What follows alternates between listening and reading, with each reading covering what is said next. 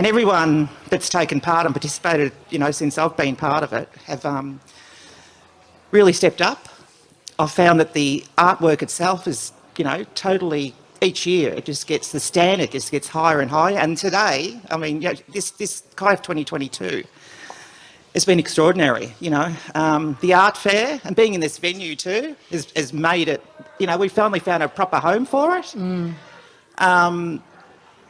Having this large-scale space, to really show our work. So we've got enough space for an art fair. We can show an art fair that's a proper art fair, not just an art market like you might find in other states around the country and cities. How important is it in terms of positioning an art fair as distinct to an art market? Yeah, I always found that the art fair needed to be the centrepiece.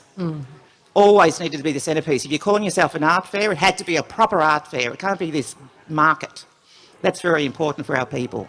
We have to not compete, but we have to show how strong our artists are, how good our artists are. The excellence comes into, all that.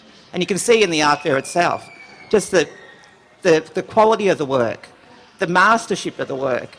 The artists in there from all across Queensland now, because our footprint has grown since I've come on, because I've got this thing about being inclusive and making sure that we can bring people on for that journey and promote them, because we're just a platform. We promote artists, we promote culture, and we love to share with the rest of Australia and the world, and that's what we do. And you just have to look around. A big sculpture right around the perimeter of the convention centre.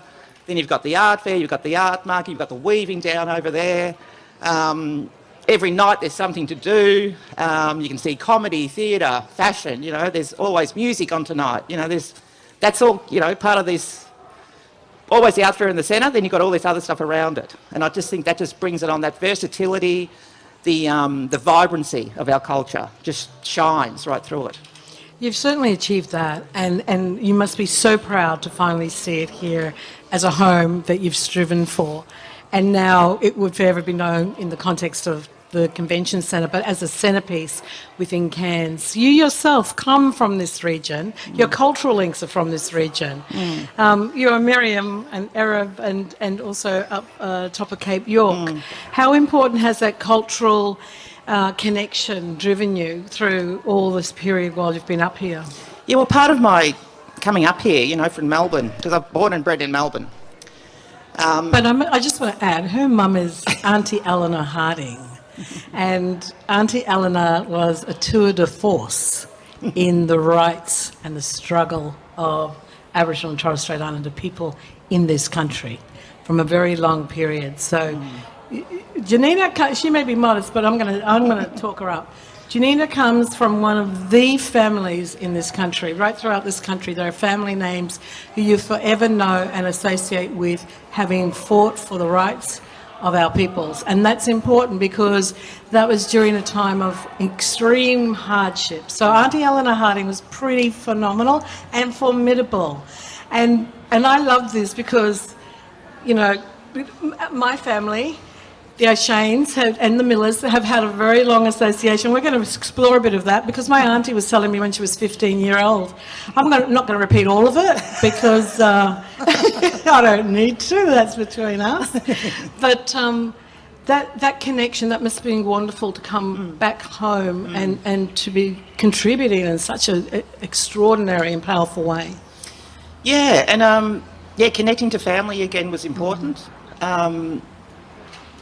And when you grow up in the city, like a city like Melbourne, you kind of find yourself, you're a Torres Strait Islander. You've got this culture embedded in you that my mother gave me, because we always come back home every Christmas. We went up in Innisfail, Raymond Blanco, and the Romanos running around Innisfail as kids.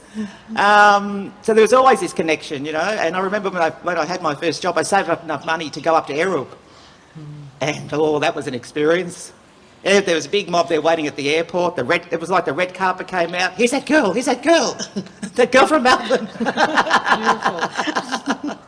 Yeah, and I just had the best time and so welcoming, to catch up with, first time on Erebor. It was incredible. But being in Cairns, I remember going to the local IGA in Menunda there, and I'm looking at this Cairns Historical Society board in the IGA there in Menunda. And there, I'm looking, hey, there's Mum's auntie there. Yeah, and I thought to myself, I'm totally connected here. There she is on the board. So, and then there's people, there's all the pits sitting there, there's this historical photo, and I thought, oh my goodness, how good is to see that? There you are at the IGA, my family's in the IGA, so there's connection to this place here, there's connection to Yarrabah, there's connection to Wujal, where Mum sort of moved around, connections up, everywhere. Yeah, so it was just, and then you kind of meet people as you go along in your journey here in Cairns, and it was just so beautiful, and I'm really going to miss it. I tell you what, Lydia, it'll hit me on Sunday night, I think. But you've obviously, it's time, it's a cycle. I always think it seems like a cycle. And part of that cycle has been that with that strong connection, you've introduced themes that are provocations to artists to explore. And I think this year's Masters of Country was certainly a theme of great significance and power, and especially in light of the fact that we're facing the Anthropocene, the impact of human activity on the environment. It's a challenge to our own understanding of how we as custodians of country, what our responsibilities are, but also what we're facing in the future. Masters of Country, that's an incredible signature theme to close your tenure. So what were you exploring through that? Well, you hear about the European Masters all the time, and I was, I kind of wanted to flip that and to say that, hang on, wait a minute, we're masters. We are masters. You see the artwork in the art fair? Every single one of those artists are masters of their art, of their art practice. But they're also masters of their country, through their culture, through their connection to country. And you see that right through the art fair. You'll see it everywhere throughout the convention centre. So I think that's really, we had to bring that home. We had to, it's about explaining to people that don't understand how complex our culture is. And it's really about how we want to share it. And that's the thing about Kayaf. We share everything. And I think, people need to understand. And Francesca Cabillo spoke the other night at the opening of the Cairns Art Fair, and she said, non-Indigenous people need to listen. Shut up for a change. Just listen to us. We've got so much to tell you. You've got to catch up and listen to us. If you want to be in this country, anywhere in this country, take some time out, listen to our people. And I think that's really important. That's what the theme's about. What are some of the other themes through the past 8 years that you think have been very significant in terms of the way artists have responded to that provocation? Yeah, we had, when COVID happened, that impacted our community, the lockdowns and all that, and just that people were frightened, they were scared, what's going on, no one understood. I don't think the government gave the right messages to people in communities. Or the messages weren't going to the communities proper. So our elders are a bit, they were scared about that, all the, what's an exemption, all that, and then all you're thinking about those mission days and then those exemption cards and all that kind of stuff. And so I thought, let's have an exhibition about that. So they did, they focused on mission days and also about COVID and how that impacted on them. And that was a lovely exhibition at the Tanks Art Centre. So that was one of the themes that we did. Yeah. And what about your first theme when you first arrived? I can't even remember. 2015. I can't remember. Sorry. You got me there. Because you've built up over time these incredible themes. And I was thinking, just in terms of what those themes mean, that you would now see generational change. You would see the children of those who were there at the beginning for when you first started at Kayaf. What does that mean in terms of you as an artistic director going, fantastic, I've achieved that? Can't Kind of, what, sorry? You've seen over that period Yeah, of yeah, yeah. time the impact of those themes that you've set for people and communities is that those communities are handing that on to their children. Their children are now getting involved. And in seeing that, what do you think of those who are starting to come through now? Yeah, I guess part of what I do is it's always about our culture. So that intergenerational thing is always part of CIAF. Even the way I program it, you'll see, like opening night, for instance, we had Jem Casadale, who's a young emerging, musician, and then I paired her with Barry Sedgwick. And I thought they can learn of each other, them two, when they get together, you know what I mean? So it's always that kind of intergenerational thing going on every time. And the fashion last night, Oh, that was stunning. Yeah, and so you have those young models, and then you have the mentors that they learn from. Then there's all that sort of cultural element that Hans Wang brings into it with his choreography, and the way he directs it, and the way those young people just take it on, and they're like sponges, They just really it's amazing to see, when you see it as we saw it last night. Yeah. So give us some insider tips, because there are people who are thinking about careers in being an artistic director. It's not an easy gig, and you've built this up over many, many years. I mean, we go right back to, I have to tell you this, because I was like, wow, I know, but I thought I'd come in at this point because she'd be real shy otherwise. Janina has served, in the development of her career, she's served 2 terms on the Aboriginal and Torres Strait Islander Arts Board of the Australia Council, the national funder. Terms on the Torres Strait Islander Advisory Board for the Aboriginal and Torres Strait Islander Commission. Secretary for the Victorian Wongai Torres Strait Islander Corporation for 20 years. From 2001 to 2015, Janina worked at the City of Melbourne managing the Indigenous Arts Program, where she established, curated and produced the Indigenous Film Festival, Black Night Cinema, the Melbourne Indigenous Arts Festival, the City of Melbourne's Indigenous Mentorship Program, opening the doors for aspiring producers, directors, arts managers, in partnership with some of Melbourne's major cultural institutions. As you kind of progress, big hand. That is commitment and dedication. And as an artistic director, that programming mix that you invite audiences to come and taste, a smorgasbord of culture. And as you mentioned, you've now combined with an art fair music and dance and writing and really critical discourse and photography and fashion. What's your approach when you think about programming? Do you think of audiences, or do you think of the content? What is it you've gleaned from all those years? I think it's a mix, mix of all those things. It's basically it's working out. It's really complex, actually. Yeah, it How is. it's done.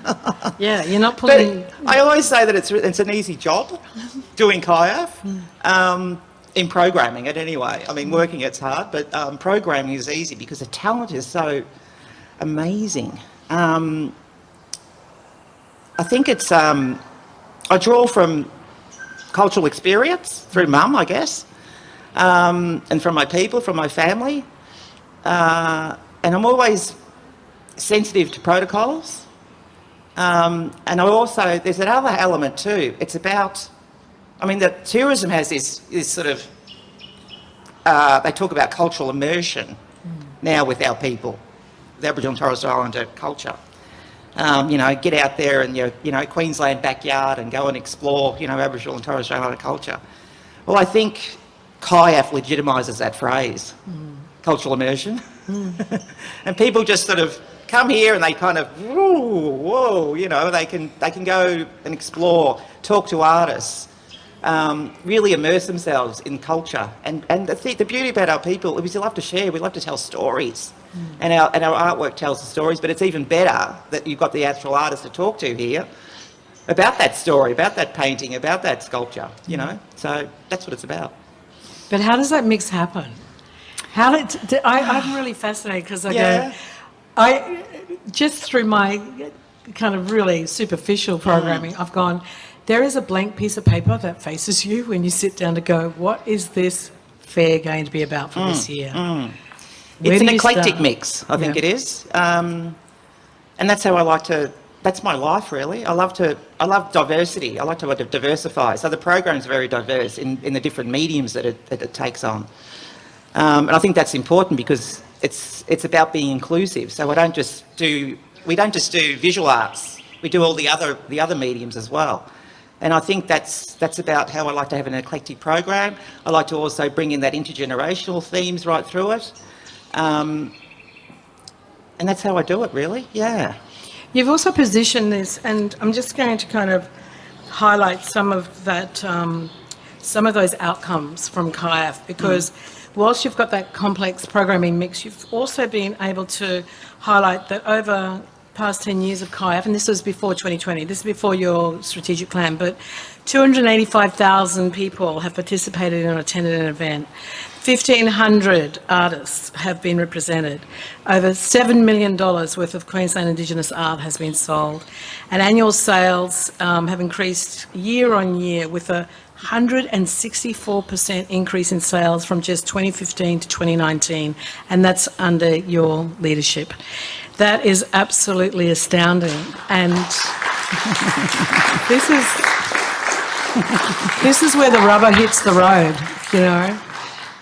And achieving that in terms of that ability to get those outcomes means that that's a reflection of your vision and your legacy that you leave the Cairns region and everyone who's ever participated in a CIAF. But you've also got this extraordinary kind of outcome, which is high satisfaction rates from 98% of visitors who have attended here. And 90% of visitors agreeing that CIAF has increased their understanding of Aboriginal and Torres Strait Islander arts and culture.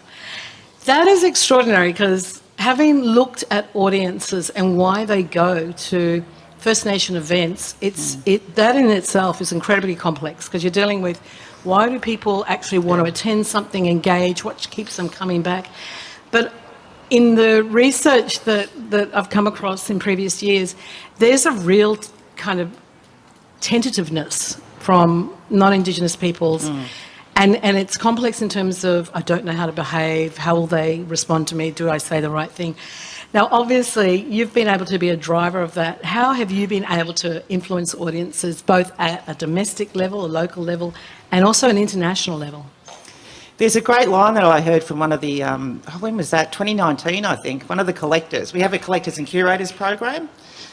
And one of the collectors came up to me and said, and he was a fellow from Melbourne, non-Indigenous man, and he said, Janina, this is just incredible. For the very first time, I'm born and bred in Melbourne, but this is the very first time I have felt as a minority in any space in Australia. First time he's felt as a minority. So you can just imagine, you know. It's a total blackout here, as you can see. So I thought that was an incredible thing to say. That here's this man who's, you know, middle-aged. He said, I'm a middle-aged white man from Melbourne, and it's the first time I've ever I've ever been to a place where I've been in a minority. And I think that says it all because we are a magnet to our people. Everybody comes here, and you'll see. They want to catch up with family.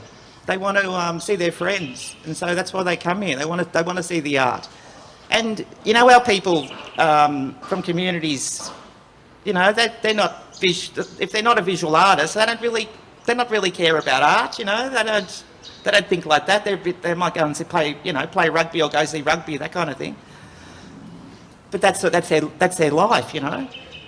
But they come here to see people, then they can, you know, take that on and they can learn it. And they're learning too as they come here too. Our own people are learning about culture, stories, and all that kind of stuff.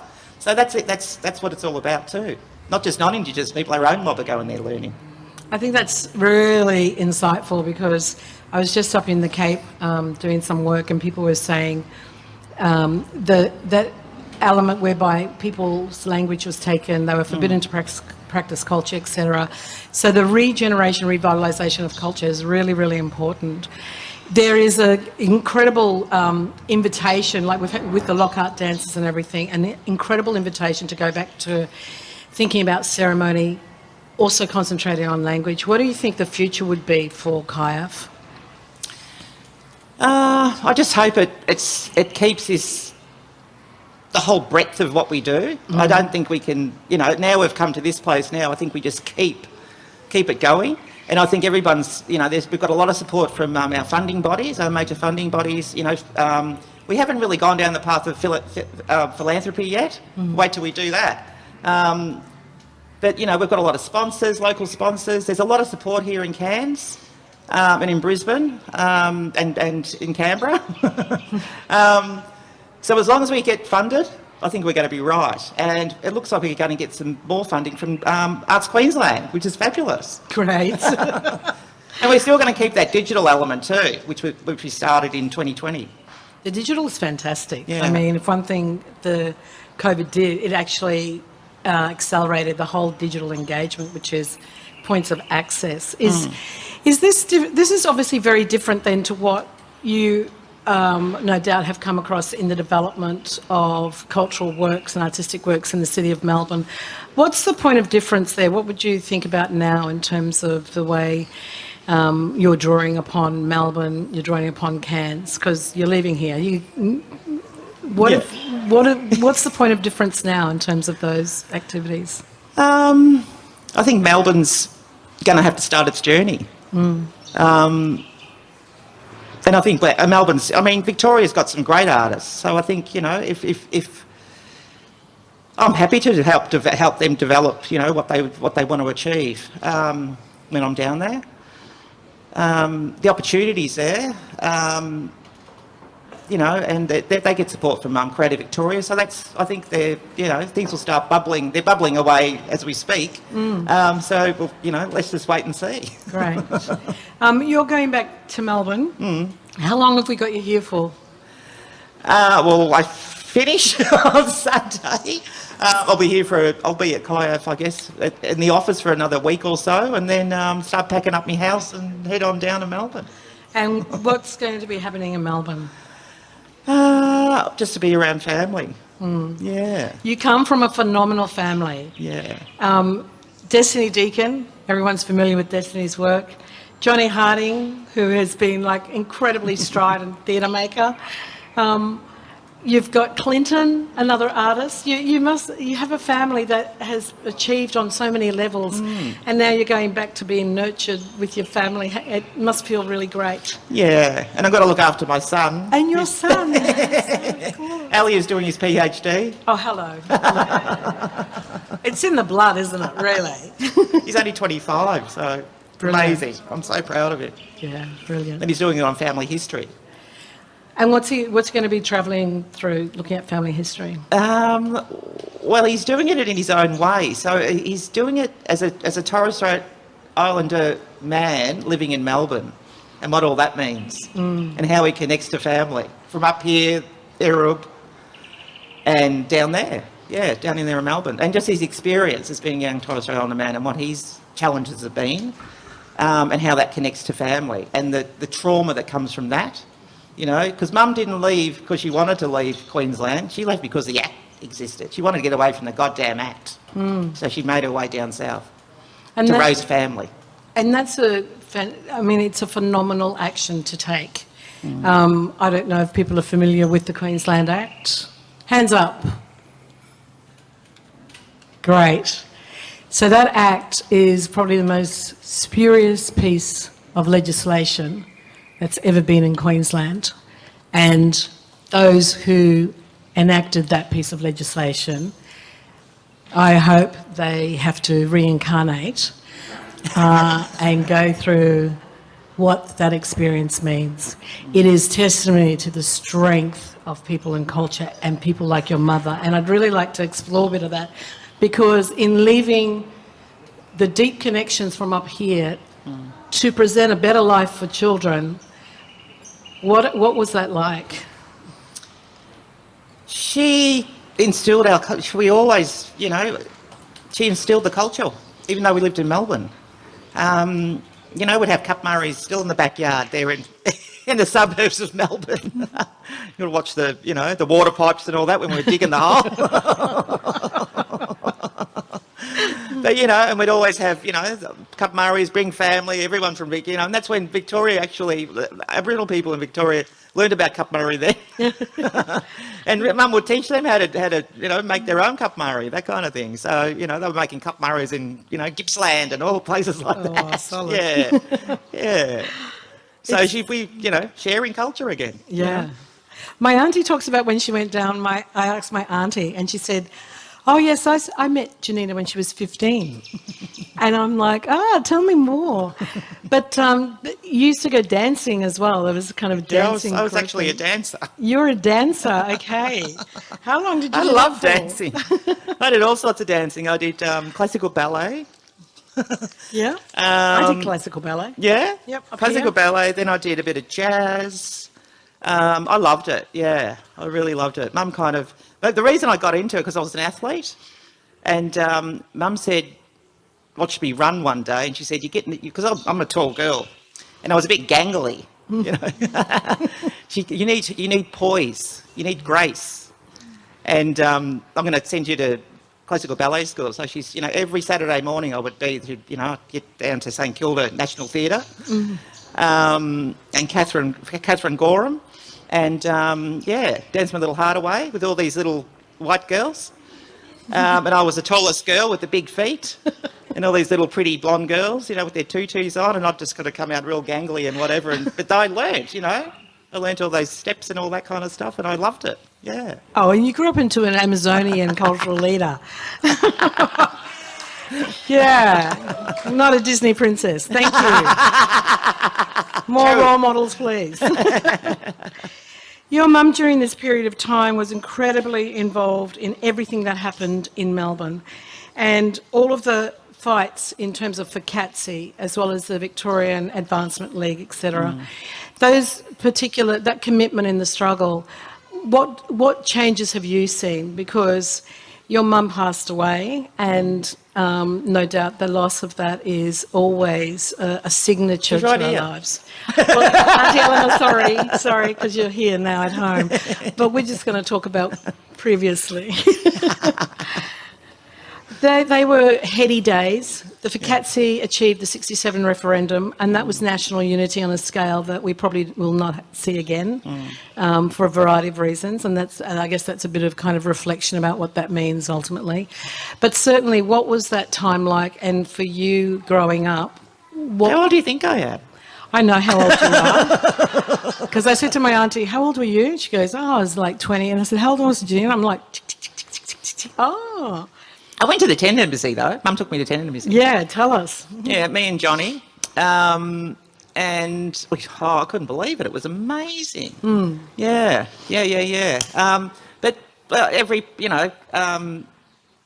every protest in Melbourne, we'd catch, you know, get on the bus from Melbourne, go up to Canberra, protest. We'd go anywhere, Brisbane, you know, wherever the protests were. I love a good protest. It comes from Dad, I think. You know, Dad was a seaman, wharfie, you know, communist, all that kind of stuff. So it's instilled in me, that fight. So on that side, and then I've got Mum on the other side. So there's no getting away from protesting. You know, I love it. And that struggle it's just part of my life. It's just, and Mum always said, you know, be proud, keep your back straight. Look at me now, I'm like this because I'm tired. And be proud of your culture. Never look down. Look up all the time. Be proud of your culture and just be strong in your heart because you know where you're going. You know, you've got this thing, this guide, and that's your culture. That will guide you. Your ancestors will guide you wherever you want to be in your life. And that's what I do, you know. And I bring everybody with me. You do. You're really inclusive. You create family, and we all love you, and we all want to travel with you. Janina, I can remember when we were at the Black Playwrights conferences in the very early days of you know, this arts renaissance, and young and vibrant and can-do attitude. Everybody supported each other nationally. And it didn't matter what art form you were in, it was extraordinary. How were those people that were there? It's like incredible. We were so lucky. Yeah. young'uns. Yeah, absolutely, absolutely. And now when I look back, I go, with the playwrights conferences, we have 3 strong theatre companies in the country. Yep. We have an incredible visual arts sector and industry. At one stage in the 90s, it constituted 1/3 of total visual arts exports out of this country. It has provided economies that are phenomenal, with introduction of resale royalty, over 1 million returns back to artists to support them within their communities. We've also seen the kind of growth of dance, both in terms of what we would call classical dance and also contemporary dance. We've seen the emergence of strong writers, etc. And we've also seen a phenomenal music industry that's just blitzed the awards, created extraordinary sales in the market. I guess all of this has been on your watch, and Totally, yes. totally on your watch. And so in that sense, when you look at what is now First Nations arts and culture, what do you now see as having been the energy and efforts of all those previous years? That's a big question. I know, but you know, without people like you to reflect and provide a touchstone, people, new generations will go, this is the way it always was, and it was not the way it was a always struggle, was. yeah. I mean, it's still a struggle for artists, you know. It's hard being an artist. The only time you get money is when you sell something or do a show or whatever, and it's the rest of the time, what are you doing? You know, you're not getting any bucket. You know, it's just like, what? So what do I go and get a job? You know, the 9-to-5 job or whatever job, or do I concentrate? So I really pay homage to that to artists. You know, to our people that stick at it and keep their practice up. It's hard, you know, but saying that too, if all those people that have kept going and you know, seen the prize and latched onto it and just kept that going and kept that journey going, they're the ones that I pay homage to, you know, because I know it's hard being an artist. I come from a family of artists, yeah. You know, and they struggle, but you know, but they manage to produce the most amazing work, you know, because their focus is on creating, drawing from their heart, drawing from the experience, drawing from their history, from their lived experience, from their family, and they want to tell that story, you know, and they want to connect with people.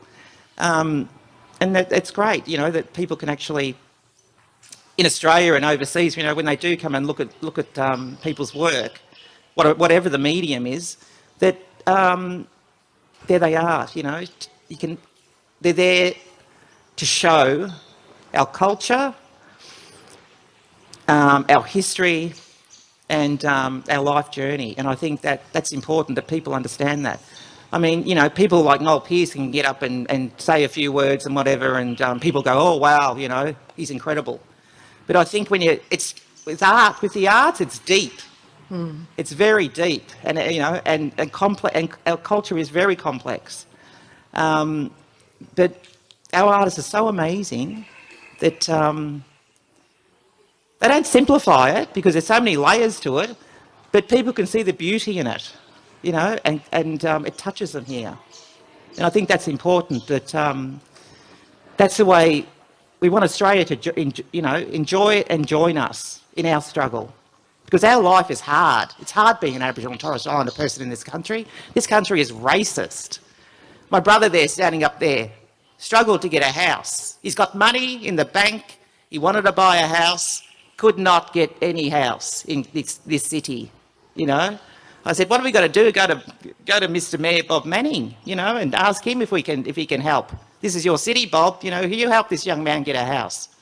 Finally, he found the right agent, the right real estate agent who wasn't racist, and he's got a house. Yeah. So, and I found it hard. You know, my sister there sitting in the audience there, we struggled for 6 months trying to rent a house here in Cairns. And it was hard. It's hard, you know. This country is racist, and you'll know, you know.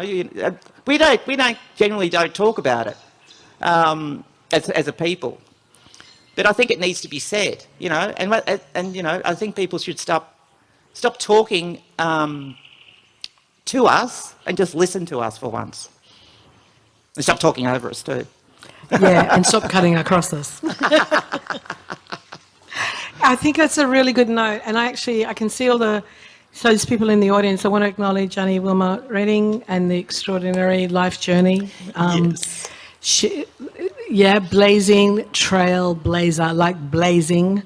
I hear people say that, you know, even in Cairns, but also like overseas, but saying that you did it first, way before anyone else. They go, you did it first, and you need to be acknowledged and upheld. Yes. My auntie. And I also want to acknowledge those senior artists who are here as well. Raymond Blanco, I can see you. Kylie Balling, I can see you. Of course, Bianca, I can see you. Sarah Bond, I know what you've done behind those scenes. Relentless, tireless, beautiful. And Kim Kruger, I can see you as well. There are people who now are in the sector and industry who hold strong to upholding it against the odds. And the most phenomenal thing when you talk about the racism is we are now in an environment where we're talking about constitutional recognition, we're talking about treaty, we're talking about native title being kind of won, so to speak, in large tracts of areas especially throughout North Queensland. What do you think that means for our future? And what do you also think it means? So this is a double-loaded question. One is, what is the environment? What does that mean for our future? And where is the role of art and culture in that? I think there might be a change with the new government, the new federal government. And just here in Queensland, when we had the ministers here, we had 3 ministers here on opening up. It was incredible. Leanne Enoch's really taken a lead here as the Minister for the Arts. I think the support from government's changing, especially in Queensland. I think it's probably changed in Victoria. I'll have to wait and see about that when I get down there. But I'm really looking forward to the change in the federal government, what they're doing after Morrison, killed everything. And I'm really looking forward to what's happening in Adelaide later on this year. Yeah. So what's going to happen? Can I talk about that just for a sec?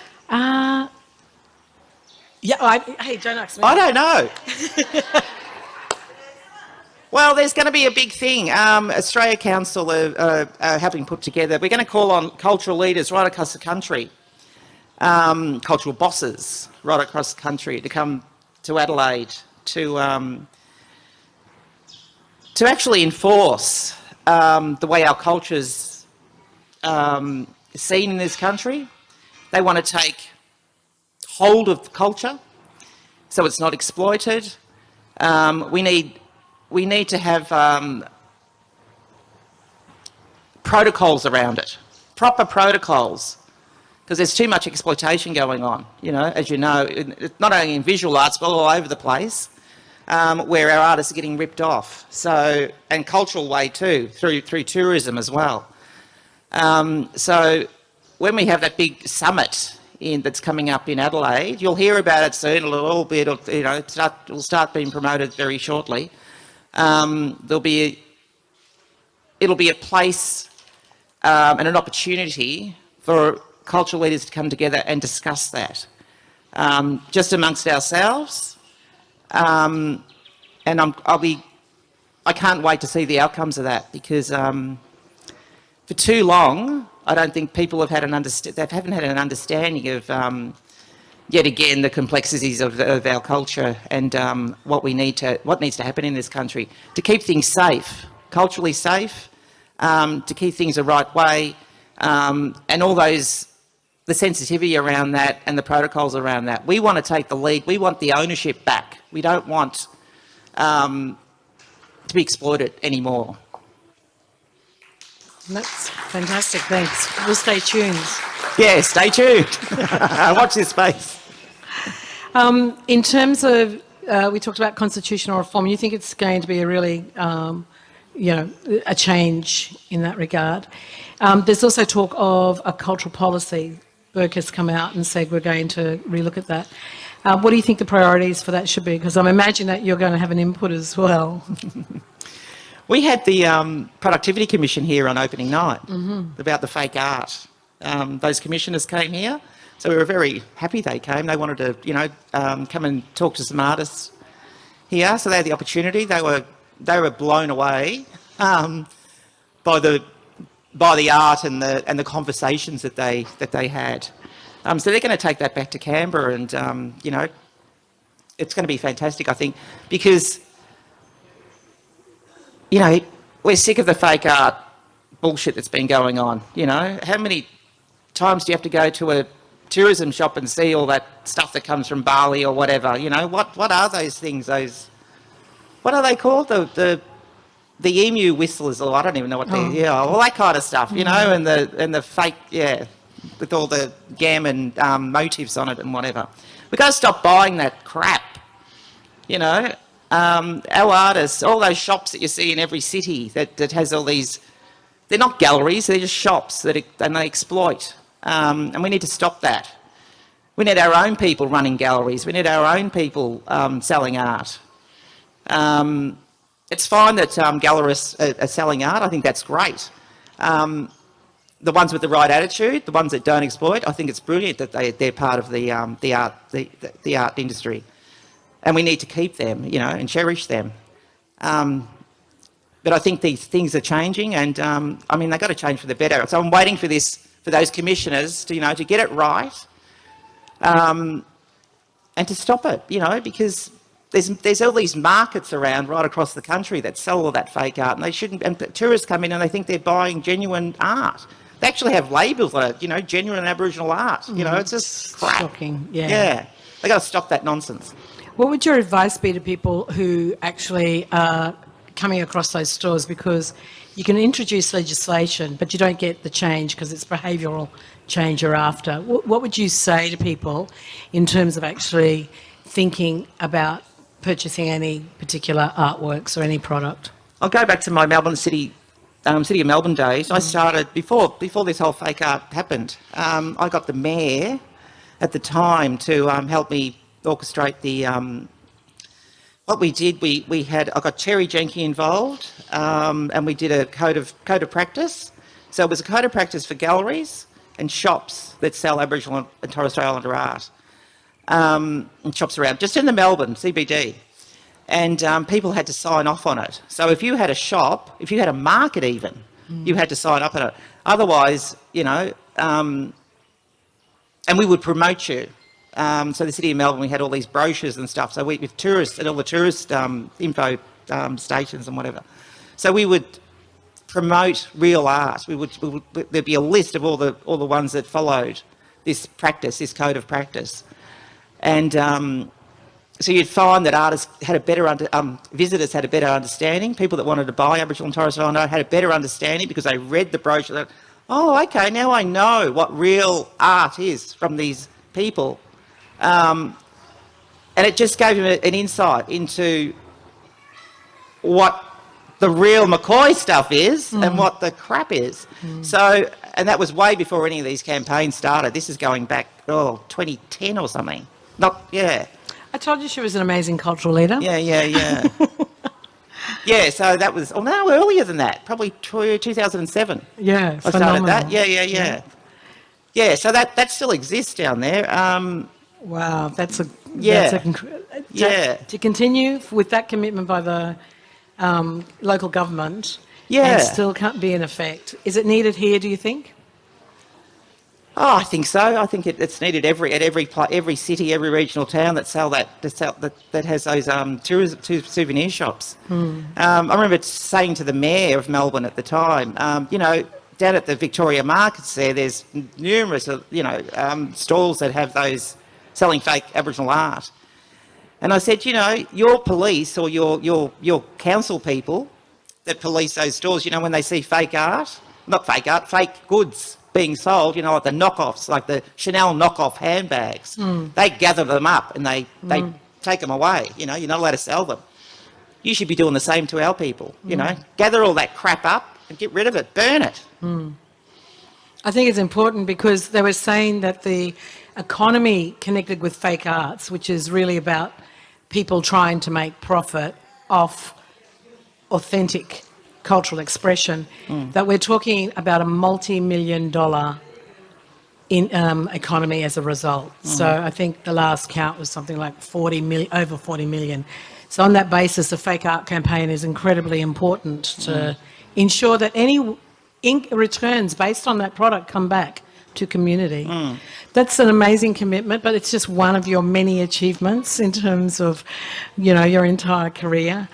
When you go back to Melbourne, what are you going to miss from here? What are you going to miss us? You're going to miss us here? Oh, family, I think. I think just being around, yeah. And my people, you know, this is it. When I go back home, all I've got is my immediate family. I mean, I've got my Victorian family, but it's, you know, it's going to be totally different again. Yeah, I'm going to miss that. I'm going to miss the food. What's your favourite food? The real Janina. Oh, look, I eat anything, really. But She's happy either way. Yeah. I guess the island food, because I haven't got mum to cook it anymore. You know, I miss that. What's going to be your favourite memory from here? What are those memories that are always going to be with you that you hold dear over this entire period that you've been Artistic Director of Kayaf, and all the connections you've made throughout North Queensland and even really across the country? I'm going to miss all those communities that you're going to make me cry now. Oh. All those communities like Pompera and Mornington and, yeah, all the Cape communities and that I've been part of. Torres Strait's, you know, of course. Yeah, the mob in Brisbane, you know, I'm going to miss all those artists and all those connections that I've made with all those people. And of course I'm going to miss the Kayaf team, because the Kayaf team has been incredible. Tio Rope Yarn, I take my hat, if I had it, off to you, man. You've been incredible. Mr. Curator himself. Next generation, here we go. Next generation, only 32. Wow. Incredible. He put together the big sculpture, if you go around the perimeter here. That's his work, and he's got some work in Northside as well. See, I can't help promoting people. That's what I do. I love it. It's the next generation is fantastic. And Tia Ropian, yes, I see you. What is important as well, your words, your parting words to the next generation, no matter where they are in this country? Listen to your elders, because that's how that's what I was told from, you know, since I was this high. You got to listen to your elders, learn from them, keep that connection to your culture and your country. If you lose that, I think you've lost your way. And that's what happens to people. And that's why a lot of our people are incarcerated, you know, because they lose their way. But if you listen to your elders, you stay strong, you connect yourself, you're grounded by your people, by your country, and your heart and soul is always going to be right then. And you can just hold your head up high, straight back, and be proud of yourself. Thank you. And before we go, because I know we're almost at 1 o'clock, and that's for next generation, but I want to ask, what are your parting words to all of us? It's not that you're leaving, but we always treasure those moments because we don't have a lot of them. So I'm thinking, what are your parting words yet again, because the cycle is going to change? I'll miss you all, I think. But I'll be back every year. I mean, how can I stay away from this place? It's going to be incredible. I can't wait. I don't know who the next Artistic Director is going to be. We'll know probably in a few weeks' time. But they've got a great team to work with. Everybody knows their jobs. Everybody's really strong and focused on what they do, as you can see. And And I think it's going to be let's wait and see. It's going to be another journey for Kayaf with the new AD. I'd like you to put your hands together for an extraordinary cultural leader, Janina Harding. Thank you, Lydia.